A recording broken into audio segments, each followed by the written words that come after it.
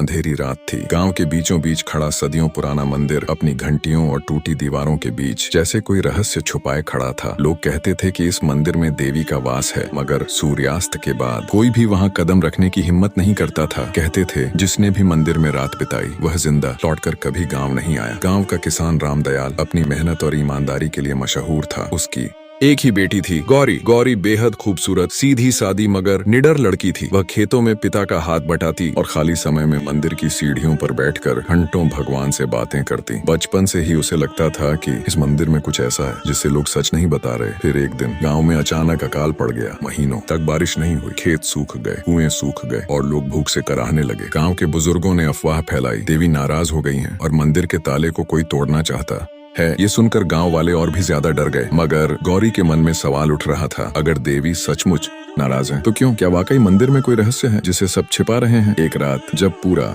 गांव सो रहा था, गौरी चुपचाप मंदिर की ओर बढ़ी। उसके कदम कांप रहे थे मगर दिल में हिम्मत थी। जैसे ही उसने मंदिर की दीवार पर हाथ रखा, उसे लगा दीवार हिल रही है। अचानक एक हिस्सा खुला और उसके पीछे दिखाई दिया एक गुप्त रास्ता। गौरी हैरान रह गई। उसने दीपक जलाया और उस अंधेरे रास्ते में कदम रख दिए। अंदर जाते ही उसने देखा एक बड़ा कमरा था जिसकी दीवारों पर अजीब सी नक्काशी थी। बीचों बीच रखा था सोने का चमचमाता शिवलिंग। गौरी की आंखें फटी की फटी रह गईं। गांव वाले भूख से मर रहे थे और यहाँ इतना सोना छुपा कर रखा गया था। तभी उसे पीछे से किसी के कदमों की आहट सुनाई दी। वह मुड़कर देखती है तो सामने खड़ा था गाँव का पुजारी हरिदास। उसके चेहरे पर अजीब सी हंसी थी। गौरी ने डरते हुए पूछा, पंडित जी ये सब क्या है? हरिदास जोर से हंस पड़ा, ये मंदिर नहीं, हमारा खजाना है। सदियों से हमारे पुरखों ने इस जगह को छुपा कर रखा है। हमने गांव वालों को देवी के नाम पर डराया ताकि कोई इस तक पहुंच ही न सके। ये सोना और ये शक्ति सिर्फ हमारे लिए है। गौरी का खून खौल उठा। उसने कहा, आपने भगवान के नाम को भी धोखे का साधन बना दिया। गाँव के लोग भूखे मर रहे हैं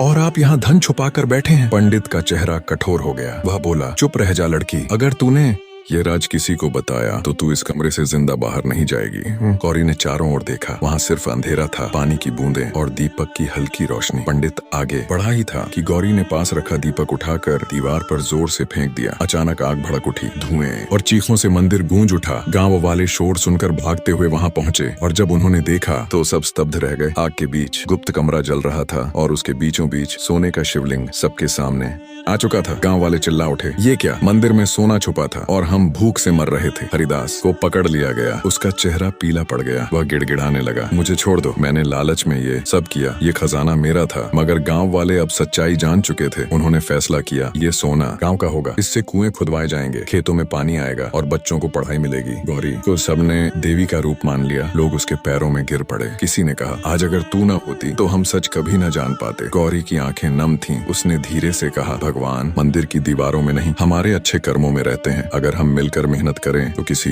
देवी देवता को नाराज होने की जरूरत ही नहीं पड़ेगी। गांव फिर से बसने लगा। खेत हरे भरे हो गए, कुएं पानी से भर गए और मंदिर अब डर का नहीं, सच्चाई और उम्मीद का प्रतीक बन गया। मगर लोग आज भी कहते हैं, जब भी कोई इंसान लालच में मंदिर को अपने स्वार्थ के लिए इस्तेमाल करेगा तो गौरी की आत्मा उस मंदिर की घंटियों में गूंज उठेगी और सच को सामने लाकर ही दम लेगी। सीख, भगवान का नाम लेकर लोगों को डराने वाले कभी सफल नहीं होते। असली शक्ति सच, मेहनत और निस्वार्थ सेवा में है। मेरे प्यारे दर्शकों, अगर आप डीके गुरु चैनल पर नए हैं तो अभी सब्सक्राइब करें ताकि कोई भी रहस्यमयी कहानी आपसे छूट न जाए।